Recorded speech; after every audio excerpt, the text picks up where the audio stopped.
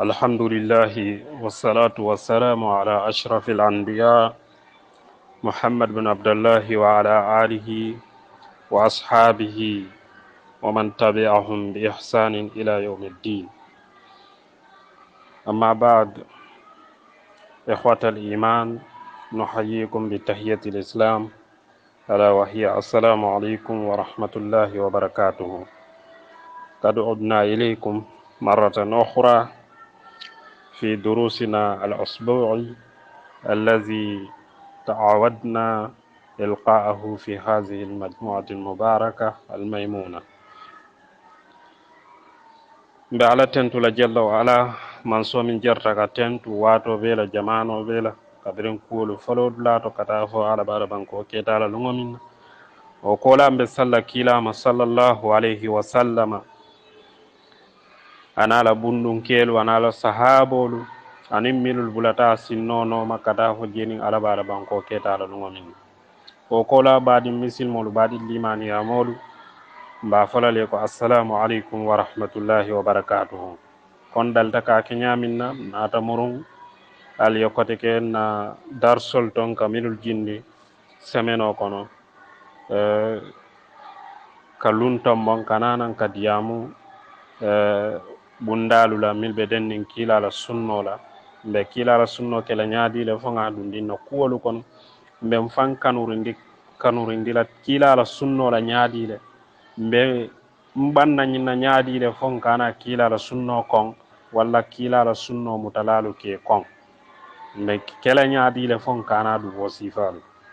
o kammala baadiŋolu akan sewo bake wato wati nin nata ala en karfa do manniŋo min na londo to kana ka fintindi molu e ka di molu da ko ala ya fo nyamin na jalla wa ala hal endakum min ilmin fatukhrijuhu lana folondi bal bulle ban al ya fintindi nyan nye ka koyndi molu ma min nyamita mol bulu nyokono ka o bondi mol ye nyoto ka kesoni fufle o bonni nyoto ka kumo ne dingo fo mol ye min man sahaya ka itandi molu la ani mol mi yalon ko filindir lallen fana ka mol sobindila ka molu jamfandila katu mote nyinno la mom yalon ko akatuka nidia kumol fo mol ye anin ka mol filindi ka fo e ko be mun na bula mo sa fono ele bar komi ta force no la ya fa ka bula ke ba nyimma mo buka fo waye konki wotom semin kenon tel nga sembo soto min to wala nyindi kamolu ta ke hakil bulandi kamolu kawandi ka fo ko al nyimbula nyimmambete walla albo nyim molu no ma nyimmambete ke la kuma jawolu fo wala la ku jawoli kaminke mi yalon ko ala malla fala jalla wa ala anin iko kul mun ke kila la kuoto kila e fatandiro kala kamol sobindi wala ka fo ko al fatanyin wol sifal mi yalon ko be dendi wala min kamulun ko nyin gamol mi yalon ko be fata jamano kan anin nyin siaral mi yalon ko kenya talay ka kenin kenya min nyama mi yalon ko kila sallallahu alaihi wasallam amam mol ya marala dunga ma fo mol ya ke o kenya nyam ko bi jamano mol ka kenya min anin ka ka molu ta ke baade kabrul nyaatili ngola jame ngol nyaatili ngola ka molu baade jame ngol nyaatili ngola ka mol baade jame ngol kono mi yalon ka be kerin jamano kan amantra nukundi mola ntel kono adum mamira mobe haanyila fala kon tema wo sifaay abe faari nga buka ban yo wol sifalu kamol take hakil tundi wala kat wol man kafu kila sunno kono sallallahu alaihi wasallam ning ayatara wo kafuta jenu wolen ka mo baade jame ngo nyaatiri wala walla ka ki jame ngo kono na kafuta kila la kul kono nun do mi kila be diamula lale aya fala hadisol to ko alkamol baade jame ngol kono walla alke baade jame ngol nyaatiri ngol aje kabrin kila sallallahu alaihi wasallam diamta yafo yahudol nin nasara la kumatema aya foye ko la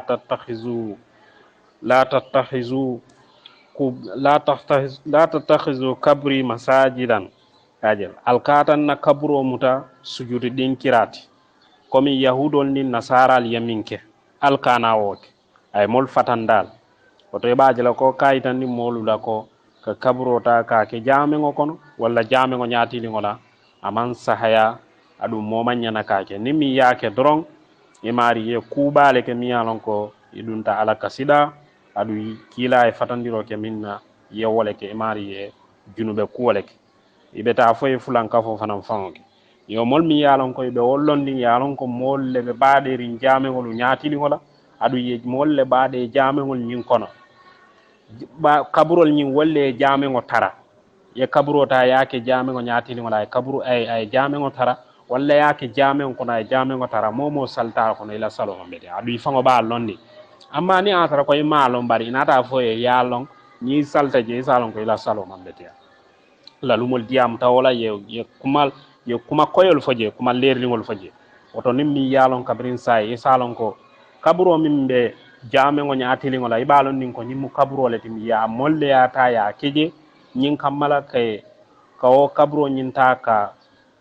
kaburo nyin mariyo warandi walla ka ke business round ka to wobe siare mbake le bi jamano mil yalon ko ye molta ye baade kaburo nyaati e jamol nyaatilingo le ya ke business round ka fureta fure min ka kendol balundi ngawo je nyin jamano le adama di on nyimman to molu fure min yalon ko ka kendol balun ka to wolen dole yake business round wolen ka kenyo bi ka ke o kaburo nyin kan ka parfongo jurma kan spray jurma kan ka karbanji jurma kan ni min nata ka fayla hajo duwa ye kodo fayjan ye banko bi ya asamba ye kwal wol bebe kerin ka mode hajila lole ka foko bu ka sota ka soto nda fango ni molu kat jamu ni ka kaje ka fanye ko e ka nyin kumo mum fa hanin da fango ndel ngan ko be tula ndel ngan ko nyin kabur bankol bele e ka nyin mim yo a femba sembo be mu musol lati nanyolu le kawo nanyolu itelle ko sifaki ya muto ko mi wo kabur bankol ni abi tata e ko la hajo be jarala wol mu ko lati mi yalon ko kila sallallahu alaihi wasallama amma wo tumbulu aman ka fu kila la sunno ko no mi yalon ko ayya marokala walla ya to wala sahaba lu oto baadiŋolu pour ñiŋ kam mala diyamo kana jamfa binna mawduɓe kilamunti wala ñinti hukmu al akhzu bil qur'ani duna sunna wa musahabatu man yadinu bizalik wala mola kiitiyata mi yalon ko ka muta al qur'ano dammala min manke sunnol wala mate ka al qur'ano dammala muta abuka sonka sunno muta ka mata ko al qur'ano len kuwa beeti nimman sunno muta ngal qur'ano dam mamuta doron ntebe sefri ne ole no problem wa musahabatu man yadinu bizalika anin kamo tanyo ya mi alon ko aka fan dambe ndini wala ka fan dinan dini wala kamo tanyo ya momin ka fan dinan dini wasifal oto badi muslimol aliyela moy ngana kumandi faje inshallah faje ni alaben ndandila dami yo molbe je mil yalon ko ike fan tola ika fo ko alqur'aniyin wala mol mi yalon ko itelke itinting alqur'ano dam mala wala itelka fo alqur'ano dam ma yetel wasale hani man sunno mo wolbe kerin mi yala ko ka fa alqur'aniyin e kila la sunno ta ya kon iman son kamuta ye banka kila la sunno muta ye bangatu bari imari nyol salon ko ye ban kila la sunno mun nay salon ko sunno wala ka alqur'ano fasar sunno la ka alqur'ano fasar de adu salon ko alqur'ano mu wahyoti nyaminna sunno mu wahyoti wala nyam sunno mu wahyoti wala nyama mi ye fata wala nyinti ko alabato buka ke sunno la balo alqur'ano alabato ka kala kado alqur'ano ka karan salo kono ka karan alabato tola ma dol kono par sunno buka karanje par sunno na tale ka alqur'ano ta ka fasar moliye mim man ko je kaytan ni mol aja ani mi yalon ka be nyamuri mol bulu nyoto kila sallallahu alaihi wasallam anata ka o fasar moliye ke bo moliye nyot ajel woto ni min ke ban sunno la ite mari hansayin ite be kulun jibantan wala kono wala kulun jibantan wala be bul wato wati na turbado senano la yela kulun obitindi fe ise bitino ba kono le turtumbu yafa ise mari ise wolon isalon ko imantara mutarin fengo ferendin kila sallallahu alaihi wasallam ni lafta ye kana la kira lolu ngale alqur'anul sunno be bele mutalanyo barka nyindo ta ka nyindo bula wonte ite mari imam tara mutarin fenna mi yalon ka se kanandi no lakia komanto nu nga fajan ko lalu momi ka fay ko al junayd aya fa ko kullu turuq masdudatun illa man ata khalfa rasulillahi sallallahu alaihi wasallam ako silolu betu be tawndine wolen sulol betu ye mutale silol mi yalon ko ka mo futandi alala silol mi yalon ka mo kanandi a betu be soronni ne fo kila koma ni min tata nen kila koma la wala ibulata kila sinnono ma singo wutu dami singo loje wala be sola kanola amma ni me singolo wodin kiral to doron imarite ite kanala mumeke abadan wala yatina ala jalla wa ala ay nyim fo ala alqur'ano kon ay yamaro ke kila nomo la sallallahu alaihi wasallam ko ngabla kila no mangala sunno mutafai bamba yo aya fala alqur'ano kono jalla wa ala ko alqur'ano nyin ala ya jindi kila kanne pour kila ya koyndi moli aya fala qur'ano kono ko aya fo nyaminna tabaraka wa ta'ala ako qawluhu ta'ala wa anzalna ilayka dhikra litubayyana lin-nasi ma nuzila ilayhim wa la'allahum yatafakkarun ako ite kila wa anzalna ilayka dhikra wala mga alqur'ano jindite kan litubayyana lin-nasi wala ya koyndi moli ya bo moli nyoto wala ya ta ya fatam fanse moli ma nuzila ilayhim wala yemin jindi kam min kita alqur'anoti wala allahum yatafakkarun ado batu be mira lale ye hakiltu ye mira beteke ya alqur'ano ni mana ni ye hakilo to wato isaje ko ado batu senamuro ye ke kandalalti senake tilinati ala la silo kam yalan ko wala tilinta jalla wa ala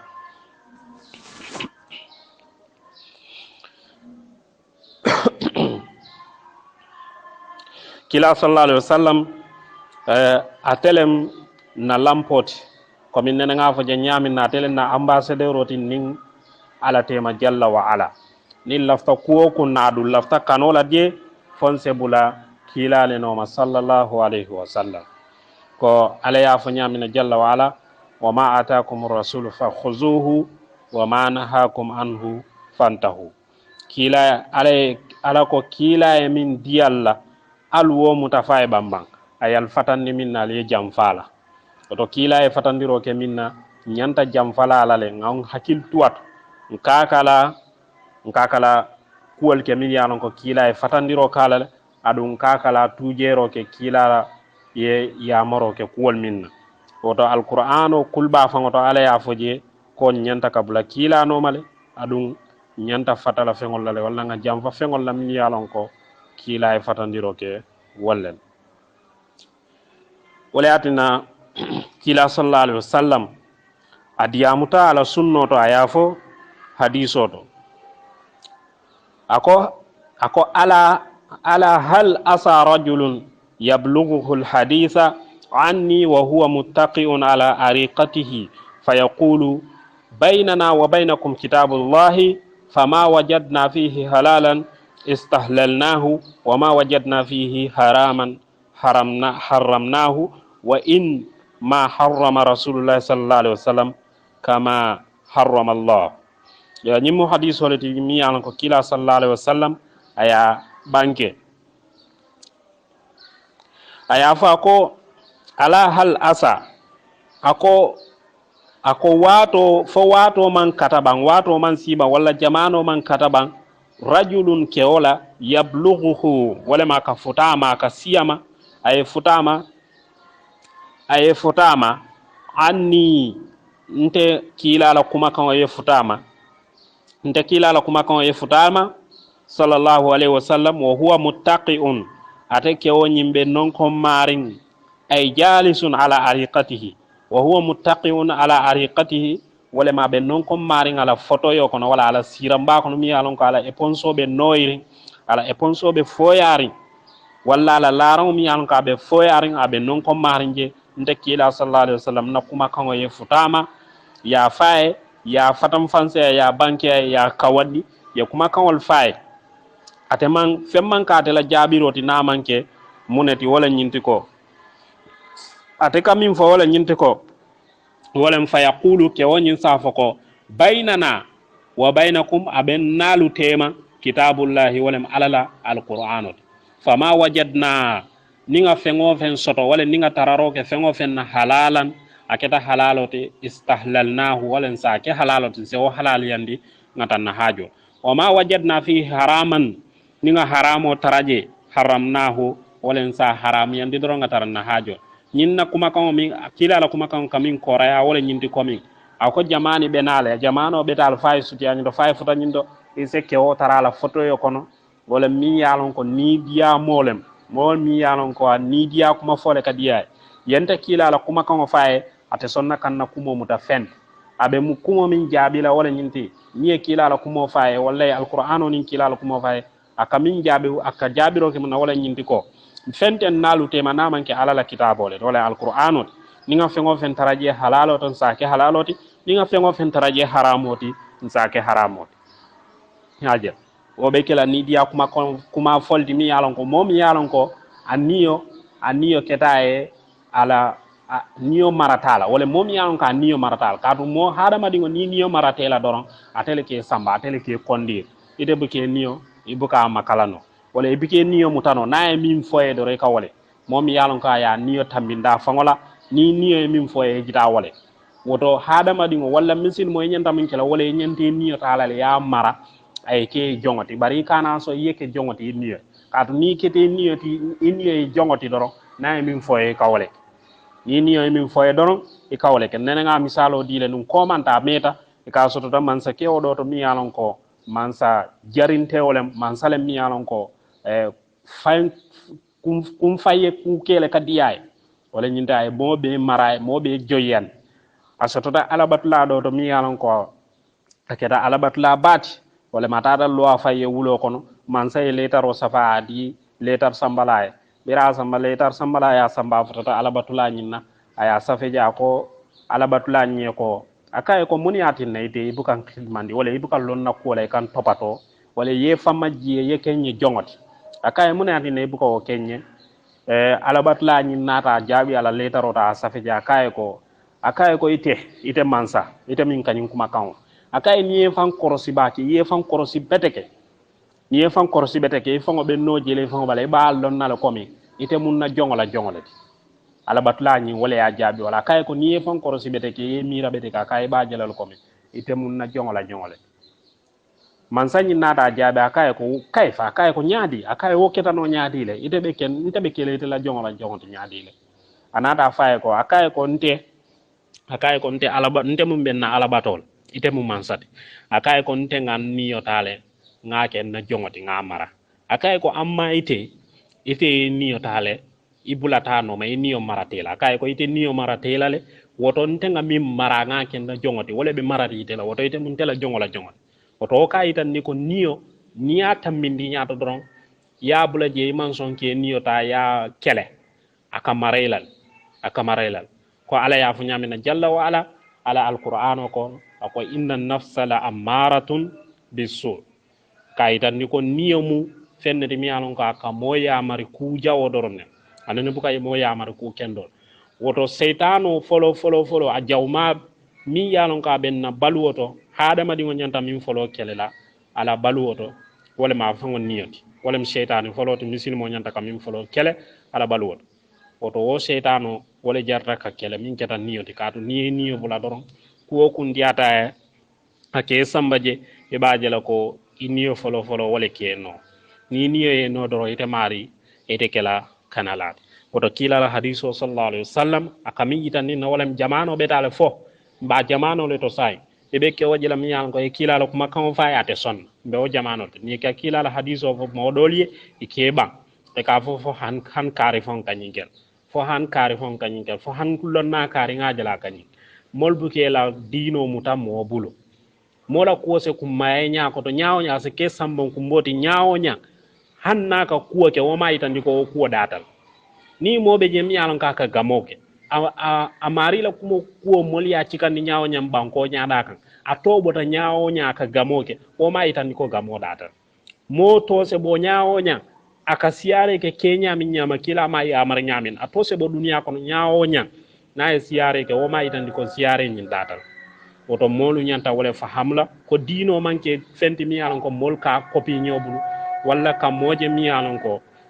komate mumo balati na minke dino to doron a trawman sabati doron ite amira ko ni a sabati ta kilabul sallallahu alaihi wasallam woto mol nyante hakilo law fanno to baakele e ke hakiltu je baak woto baadi misil ngolu nyinne wala dati inshallah be danna jam fo lun ko ten comme wato soto bokadiya par nga watindingo ale manta be watindingo minto ngana o sambana inshallah ka kaca baɗigolu tema kadi amala nta fale ko fo darso kote inshallah almala e maɓe lun kotenna fon sena darso ñin samba ngana dol samba je kuma kilala sunnoto sallallahu alayhi wa sallam. Assalamu alaikum wa rahmatullahi wa barakatuh.